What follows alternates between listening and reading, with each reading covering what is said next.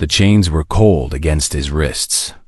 Commander Elias Vance stood in the center of the massive chamber, surrounded by beings that looked at him like he was an insect waiting to be crushed. The Conclave of 12 Suns was the oldest court in the galaxy. It floated in space around a dying red star, and it was here that the greatest crimes were judged. Elias had never imagined he would stand here as the accused. The chamber was round and enormous.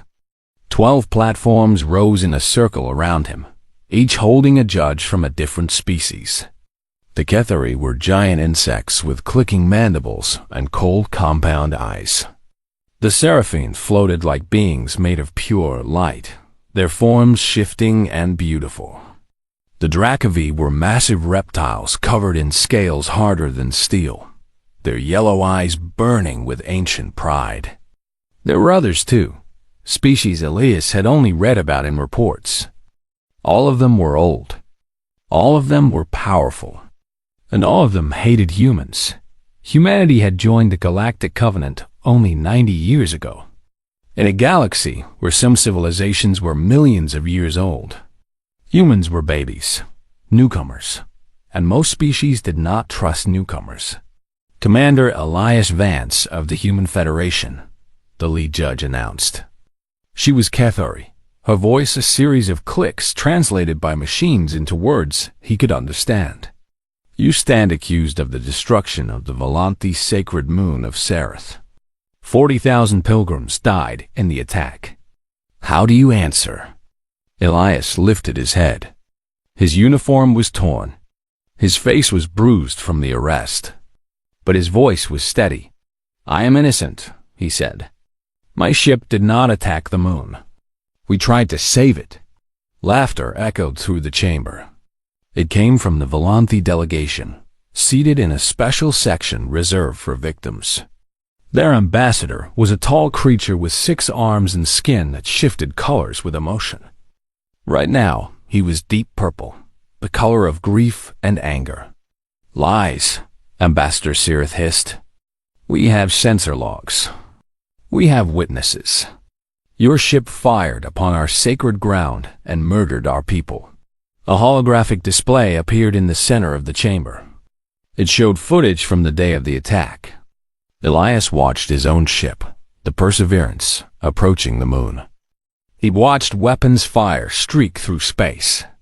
He watched the moon's surface explode in flames, but the footage was wrong. It had been edited, changed. That is not what happened, Elias said, his voice rising. We received a distress call from the moon.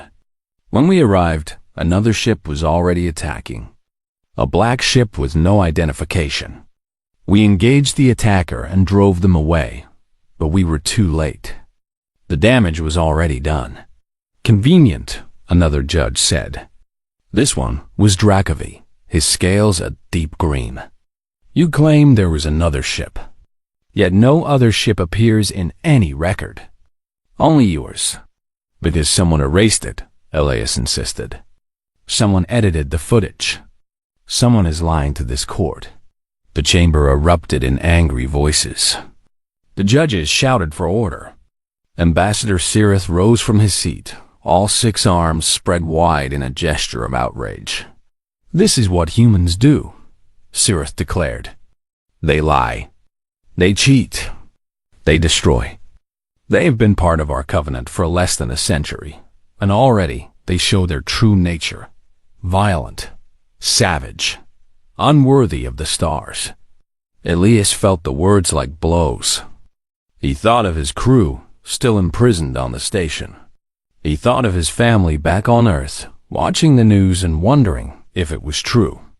He thought of every human who would suffer because of this lie. I did not do this, he said quietly.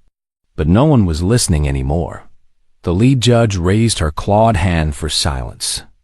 The chamber slowly grew quiet. The evidence is clear, she announced.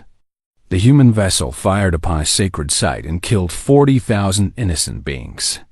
Unless new evidence is presented, this court has no choice but to find the accused guilty. The punishment for such a crime is death. Elias closed his eyes. He had served humanity his entire life. He had fought pirates, negotiated peace treaties, and saved countless lives. And now he would die for a crime he did not commit, killed by aliens who'd already decided humans were guilty before the trial even began. Then something strange happened. A low hum filled the chamber. It started soft, almost too quiet to hear, but it grew louder with each passing second. The judges looked around in confusion. The Volante delegation froze. Even the guards seemed uncertain. At the center of the chamber, behind where Elias stood, there was a pedestal. On that pedestal sat a crystal, black as night, as large as a man, and older than any civilization in the room. It was called the Relic of Axiom. According to legend, it was created by the Precursors, the mysterious beings who had seeded the galaxy with life millions of years ago. The relic had sat dormant for 10,000 years, a symbol of ancient power that no one truly understood. Now it was glowing. Cracks of golden light spread across the crystal's surface. The hum became a tone, pure and powerful, filling the chamber with sound that seemed to vibrate in Elias's very bones. The lead judge stumbled backward, her compound eyes wide with shock. "Impossible," she whispered. "The relic has not awakened since the last bearer walked these halls," another judge finished, his voice trembling.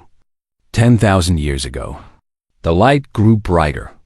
It pulsed like a heartbeat, each pulse stronger than the last.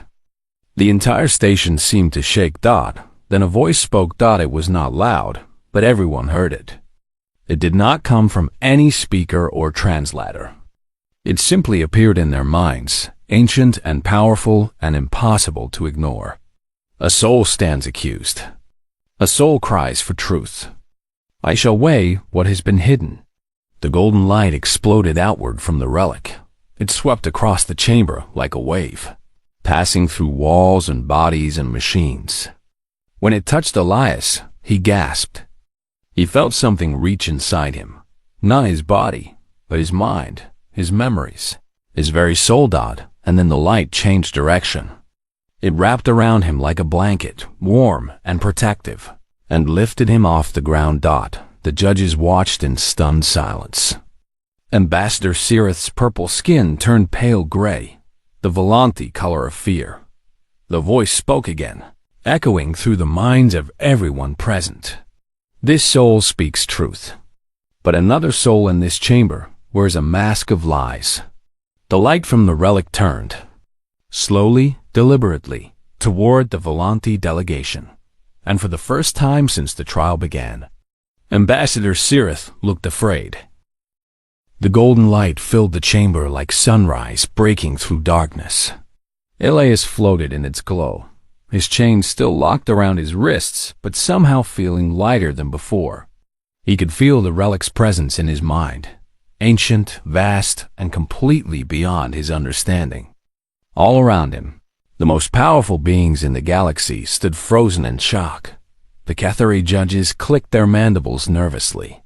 The Seraphine, those beautiful creatures of pure light, dimmed themselves as if bowing before something greater.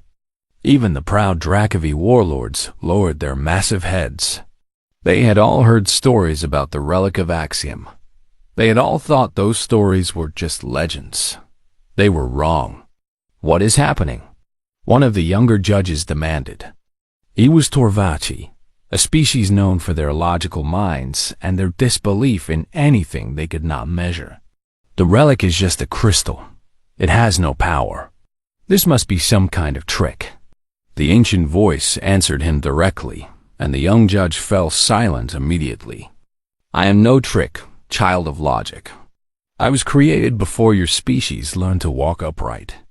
I have watched civilizations rise and fall like waves upon a shore. And I was made for one purpose, to find truth when lies threaten to destroy everything." The relic's light pulsed again, and suddenly the chamber was filled with images. They appeared in the air like ghosts, playing out scenes that only Elias had witnessed until now. His memories. Everyone watched as the memory images showed. the Perseverance receiving a distress signal. They saw Elias ordering his crew to respond immediately, even though they were supposed to be heading home after a long mission. They saw the ship arrive at the moon of Sereth and find horror already unfolding. A black vessel hung in space near the moon. It had no markings, no identification codes, nothing to show where it came from. And it was firing. Beam after beam of deadly energy struck the moon's surface, destroying temples and homes and shelters full of innocent pilgrims. All weapons, target that ship. The memory Elias shouted. Get between them and the moon. Now, the Perseverance opened fire. The black ship took several hits before turning away from the moon. For a moment, it seemed like they had won. But then the black ship launched one final weapon, a massive torpedo that streaked toward the moon's largest temple. The Perseverance tried to intercept it. They fired everything they had, but they were too slow, too far away. The torpedo struck the temple. The explosion killed thousands instantly. The black ship jumped into hyperspace and vanished.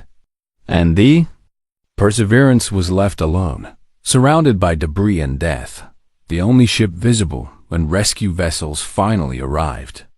The images faded. The chamber was completely silent. Elias felt tears on his cheeks. He had tried so hard to save them. He had failed.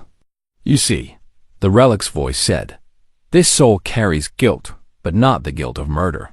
It carries the guilt of one who tried to help and could not. This is a different burden. A heavier one, perhaps. But it is not a crime. Ambassador Sereth pushed forward, his 6 arms waving frantically. This proves nothing. The human could have created these false memories. Everyone knows humans are skilled at deception. Their minds are chaotic and untrustworthy. You speak of deception, the Relic replied, and its tone grew colder. Let us speak of yours. The golden light shifted. It pulled away from Elias and reached toward the Volanti delegation like a hand stretching across the chamber. Ambassador Sereth backed away, but there was nowhere to run.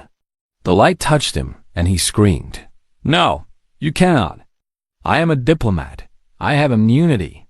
This is against all laws of the Covenant." "I am older than you, Covenant," the Relic said simply.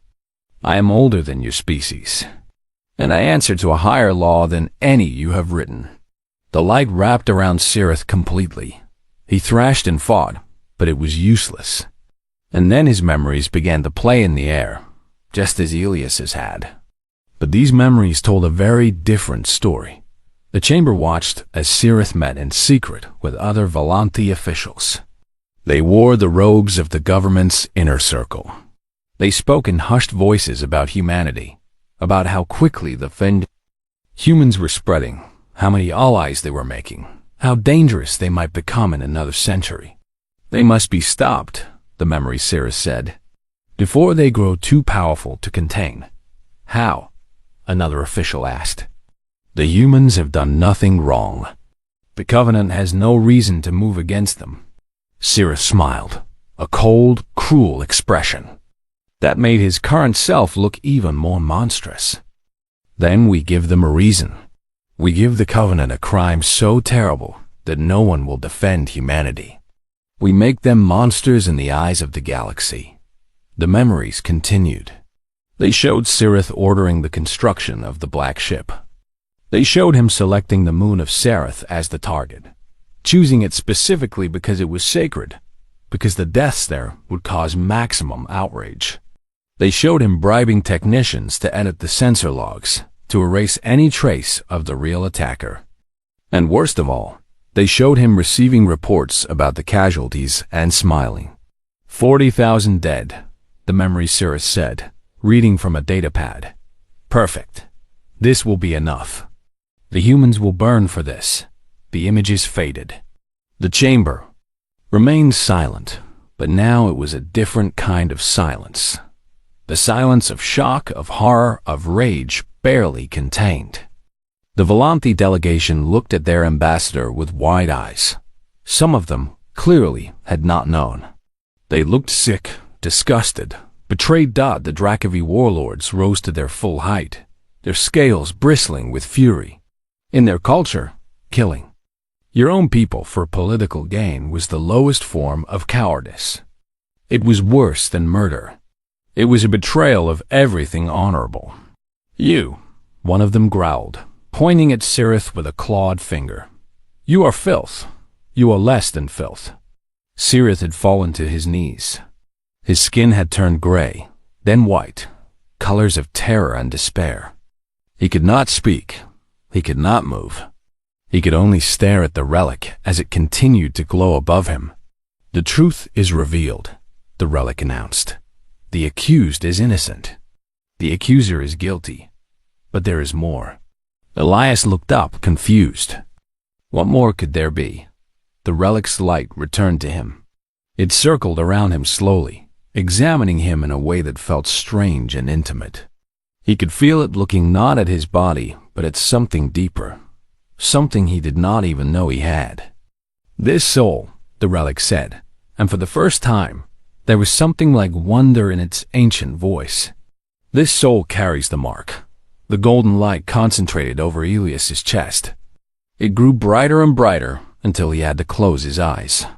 He felt heat, not painful, but intense. And then he felt something change inside him, like a door opening that had been locked his entire life. When he opened his eyes, he looked down at his chest. His uniform had burned away in a perfect circle over his heart. And there, glowing on his skin, was a symbol. It was made of golden light, complex and beautiful, with patterns that seemed to shift and move even as he watched. The eldest Kethari judge made a sound Elias had never heard before, something between a gasp and a prayer. Then she lowered herself to the ground, her ancient body bowing before him. The bearer, she whispered. After 10,000 years, the relic has chosen a new bearer of justice. One by one, the other judges followed. They bowed not to Elias the human, but to what he had become. Something new, something ancient, something the galaxy had almost forgotten. And Elias stood in chains, a glowing mark on his chest, wondering what his life had just turned into. The chamber had descended into chaos. Voices shouted in a dozen different languages. Translators struggled to keep up. Guards moved toward the Volanthi delegation, their weapons drawn. Ambassador Cirith remained on his knees, his gray skin now almost white with terror. But Elias heard none of it. He stared at the mark on his chest, watching it pulse with soft golden light. It felt warm against his skin, like sunlight on a summer day. But it also felt heavy, heavier than anything he had ever carried. He could sense something vast connected to it, something that stretched across the galaxy and perhaps beyond. What is happening to me? He whispered. The relic answered him, its voice now speaking directly into his mind so that only he could hear. You have been chosen, child of Earth. The bearer of justice is a sacred duty. When great wrongs threaten the balance of the galaxy, the bearer is called to act. You cannot be deceived while serving this purpose. You cannot be harmed while pursuing truth. And you cannot rest until balance is restored. Elias shook his head slowly. I am just a soldier, a diplomat. I am nothing special. That is exactly why you were chosen. Before Elias could respond, a Kethari guard approached and removed his chains. His wrists were red and raw, but he barely noticed. The guard bowed deeply before stepping away, unable to meet his eyes. The eldest judge rose from her bow and addressed the chamber. Her voice was shaking, something Elias suspected did not happen often. The relic has spoken. Commander Elias Vance is declared innocent of all charges. Furthermore, he's been marked as the bearer of justice, a title that has not existed for 10,000 years. She paused, clicking her mandibles nervously. The court must now decide what to do with the true criminal. All eyes turned to Ambassador S.Y. Arith. The Volanthi was trying to stand, but his legs would not support him. Two of his own delegates stood apart from him, their faces showing disgust and betrayal. They had not known. The conspiracy had been kept secret even from most of the Volanti government. "This is not possible," Cirith said, his voice cracking. "The relic is a myth, a fairy tale. These memories could be fabricated. The human must have corrupted it somehow." "Silence," one of the Dracovi warlords growled. He stepped down from his platform, his massive body making the floor shake with each step. "You murdered your own people. 40,000 innocent lives, children, families, pilgrims who sought only peace. And you did it for politics, for power, for fear of a species that has done nothing to you." Cirith pointed at Elias with a trembling arm. "Humans are dangerous. They spread like a disease. In another century, they will dominate this galaxy. I was protecting our people." "You were protecting yourself," another judge said. She was Seraphine, her light form flickering with anger. "The relic showed us your memories, Ambassador. We saw you smile when you learned how many had died. You felt no guilt, no remorse, only satisfaction that your plan had worked." Cirith had no answer. He looked around the chamber, searching for allies, but found none. Even the other Volanti would not meet his eyes. Elias watched all of this in silence. The mark on his chest pulsed steadily, and with each pulse, he felt something strange, a sense of clarity he had never experienced before. He could look at Cirith and see not just a criminal, but the full weight of his crimes. He could feel the echoes of 40,000 souls crying out for justice. It was overwhelming. It was terrifying. And somehow, it also felt right. What should be done with him? The eldest judge asked. She was looking at Elias now, waiting for his answer. "Bearer, the relic has chosen you as its voice. The punishment is yours to declare." Elias blinked.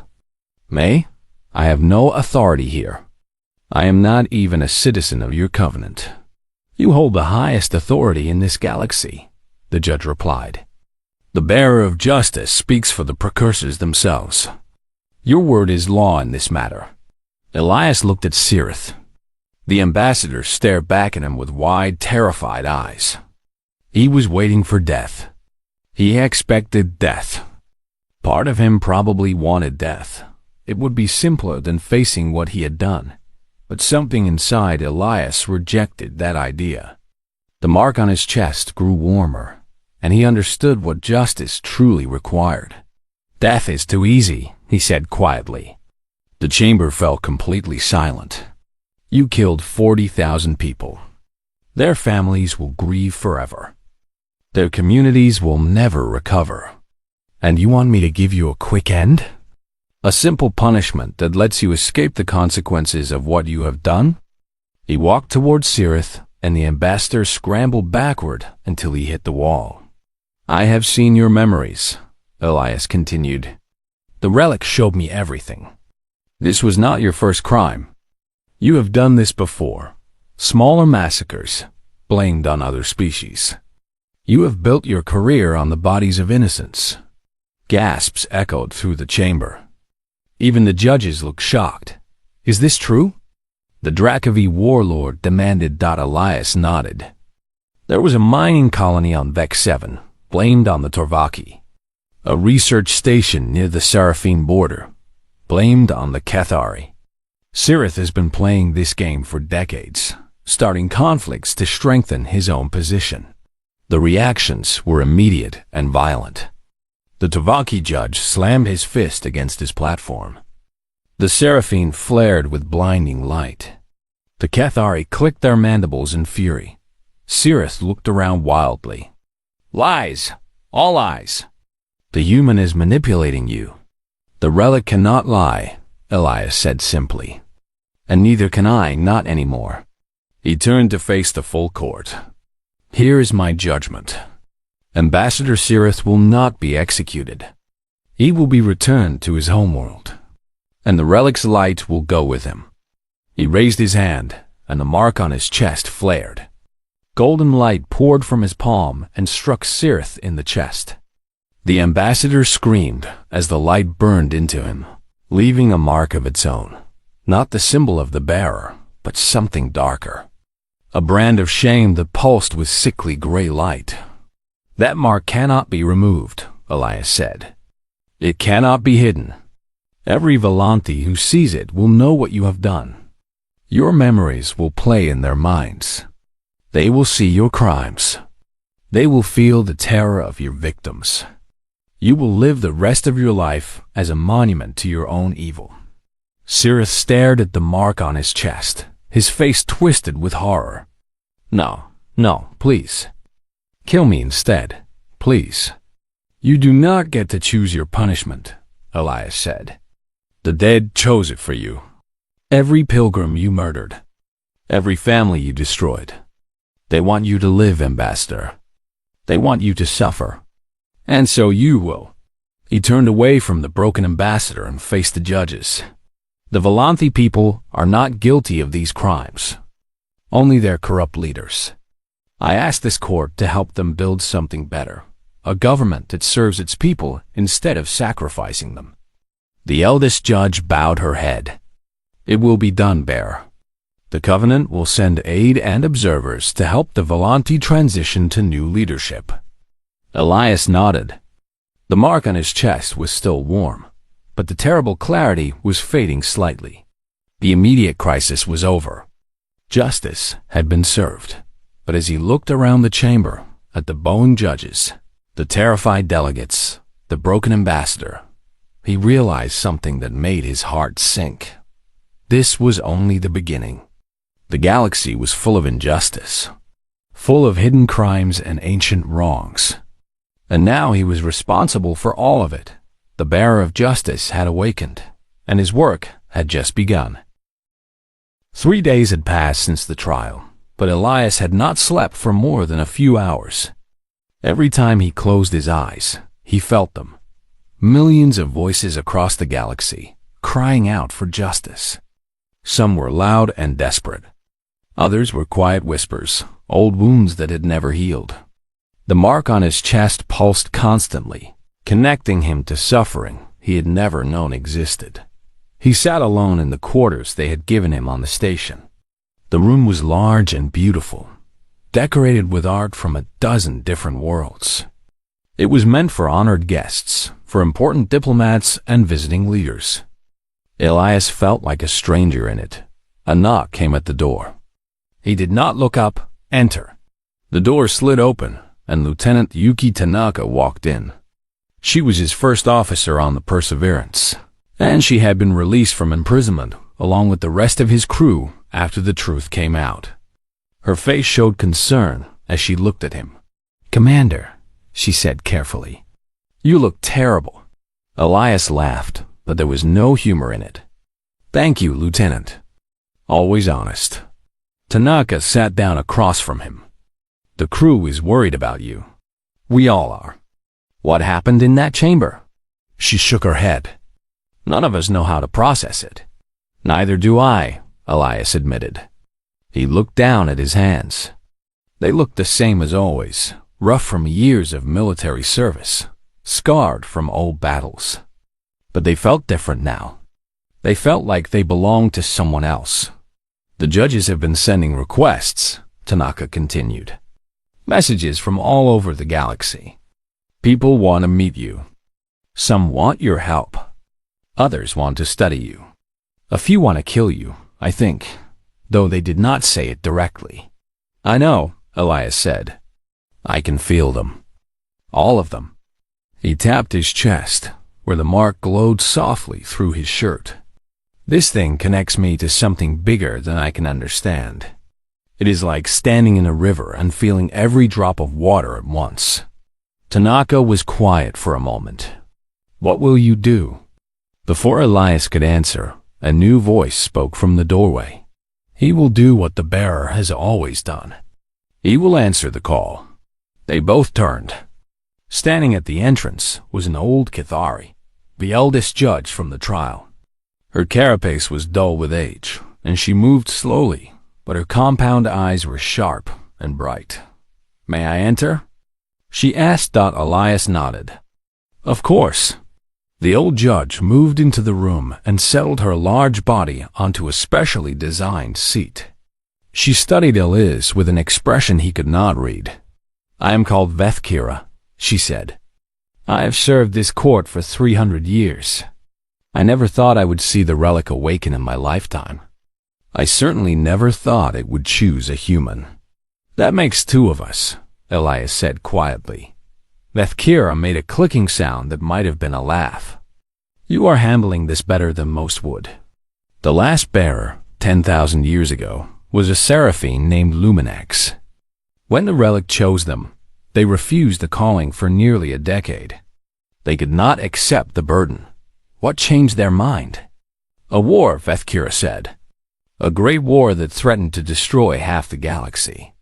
Luminax finally accepted the mark and ended the conflict in a single year. They revealed the truth behind the war, that both sides had been manipulated by a hidden enemy. They united former foes against the real threat. She paused, and then they disappeared. No one knows what happened to them. The relic went dormant, and the bearer was never seen again. Elias felt a chill run down his spine. "Is that my future? To serve until I am used up, and then vanish?" "I do not know," Vethkira admitted. "The relic does not explain its choices. It simply acts when the galaxy needs balance. And it has chosen you, Commander. A human. A member of the youngest species in the Covenant." "Why?" Elias asked. It was the question that had haunted him since the trial. "Why me? Why a human? There are billions of beings in this galaxy who are smarter, older, more experienced than I am." Vethkira was silent for a long moment. Then she leaned forward, her ancient eyes fixed on his. "I have a theory," she said. "Would you like to hear it?" Elias nodded. "The relic does not choose the most powerful or the most intelligent. It chooses those with the right kind of soul. Those who see injustice and cannot look away. Those who help strangers, even when it costs them everything." She gestured toward Tanaka. "Your first officer told me about the distress call. You were on your way home after a long mission. Your crew was tired. You had no obligation to respond. But you did anyway. Anyone would have done the same," Elias said. "No," Vethkira replied firmly. "They would not. Most would have reported the call and continued on their way. They would have told themselves that someone else would handle it, that it was not their responsibility." She clicked her mandibles. "Humans have a strange quality. You are young and often foolish. You make terrible mistakes. But you also have something that older species have lost, a stubborn refusal to accept that suffering is normal. You see pain and you try to fix it, even when fixing it is impossible." Tanaka spoke up. "Commander Vance has always been like that. He once risked his entire career to save a transport full of refugees that our government wanted to ignore. He said he could not sleep knowing he had done nothing." Vethkira nodded. "That is why the relic chose you, Commander. Not because humans are better than other species, but because you have not yet learned to be cynical. You have not yet accepted that injustice is simply how the universe works. And that makes you exactly what the galaxy needs right now." Elias sat with her words for a long time. The mark on his chest pulsed steadily, and he could feel the distant cries for help growing clearer. There were so many, too many. He could spend 1,000 lifetimes and never answer them all, but he could start. He could try. "What happens now?" he asked. Vethkira stood slowly. "That is your choice, bearer. The relic gives you power and purpose, but it does not command you. You must decide how to use this gift." She moved toward the door, then paused and looked back. "But I will tell you this. The galaxy is watching. What you do next will shape how every species sees humanity for generations to come. You can prove that the relic chose wisely. Or you can prove that Ambassador Cirith was right about your kind." She left without another word. Elias sat in silence. Tanaka watched him carefully. "Commander?" she said finally. "What are you thinking?" Elias stood. He walked to the window and looked out at the stars. Billions of points of light. Each one a sun with its own worlds, its own civilizations, its own injustices. "I am thinking," he said slowly, "that I did not ask for this. I do not want this power. I am scared of what it means and what it will cost me." He turned to face her. "But the relic chose me anyway. And those voices I hear, those cries for help, they are real. Real people suffering real injustice. And I cannot ignore them. I cannot look away and tell myself it is not my problem." He took a deep breath. "Prepare the Perseverance, Lieutenant. We have work to do." Tanaka smiled, the first real smile he had seen from her in days. "Yes, Commander." "Where are we going?" Elias closed his eyes and listened to the mark. Among the millions of voices, one called out clearer than the others. A small colony on the edge of known space. A powerful corporation exploiting the workers there. People dying in mines while their families starved. "There is a colony called Nexus 9, he said. "Something is very wrong there. That is where we start." Tanaka nodded and left to carry out his orders. Elias remained at the window, watching the stars. The mark on his chest glowed brighter than before, as if approving of his choice. The bearer of justice was ready to begin his mission, and the galaxy would never be the same. 6 months had passed since the trial at the Conclave of 12 Suns. In that time, Elias Vance had traveled to 19 different worlds and delivered justice to each one. He had exposed corrupt governors and criminal syndicates. He had freed slaves and stopped wars. He had faced the most powerful beings in the galaxy and forced them to answer for their crimes. And with each mission, his legend grew. The Perseverance dropped out of hyperspace above Earth. Elias stood on the bridge, watching his homeworld grow larger in the view screen. Blue oceans, green continents, white clouds swirling in familiar patterns. He had not seen it in over a year. "Commander," Tanaka said from her station, "we are receiving thousands of messages. The whole planet knows you are coming." Elias nodded. "I expected that." Earth had changed since his trial. Humans everywhere had watched the footage of the Relic awakening and choosing one of their own. They had seen the truth about the Volanthi conspiracy.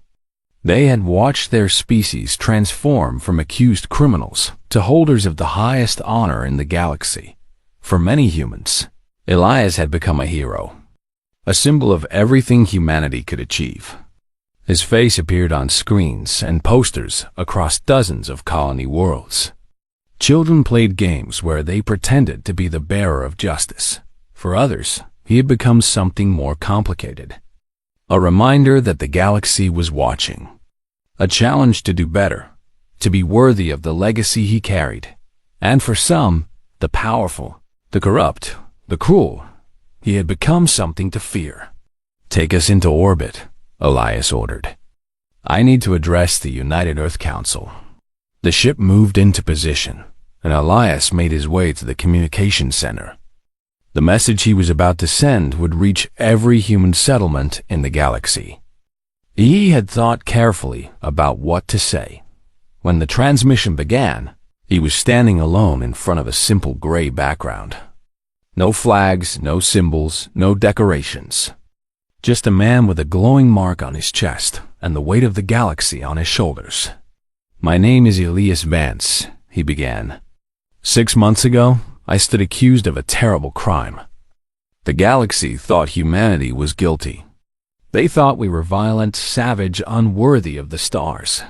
He paused. They were wrong about me. But the question they asked was still important. What kind of species are we? What will we become as we grow and spread across the galaxy? Will we prove our critics right, or will we show them something they never expected? He touched the mark on his chest. The Relic of Axiom chose me for a reason. Not because I am the strongest or the smartest. Not because humans are better than other species. It chose me because of a simple decision. When I heard a call for help, I answered. Even though I was tired. Even though it was dangerous. Even though I had every excuse to ignore it. That choice is the only thing that matters. That is what defines us as individuals and as a species. Not our technology or our power, but the choices we make when no one is watching. The help we give when no one would blame us for walking away. He looked directly into the camera. I have seen terrible things in these 6 months. Injustice that has lasted for centuries. Suffering that the galaxy has simply accepted as normal. And I have also seen hope. Beings who fight against the darkness, even when they have nothing. Who refuse to give up, even when the odds are impossible. Humanity is new to this galaxy. We have so much to learn. But we also have something to offer. A fresh perspective, a stubborn refusal to accept that things cannot change. The older species have forgotten what justice looks like. They have made peace with corruption and cruelty. We have not. Not yet. I am asking you to help me keep it that way. Every choice matters. Every act of kindness creates ripples. Every time you help a stranger, you prove that the Relic chose correctly. Every time you stand up to injustice, no matter how small, you represent our entire species. I cannot be everywhere. I cannot fix everything. But if all of us, every human across every world, commit to making just one choice that matters, we can change the galaxy. He smiled slightly. They called us criminals.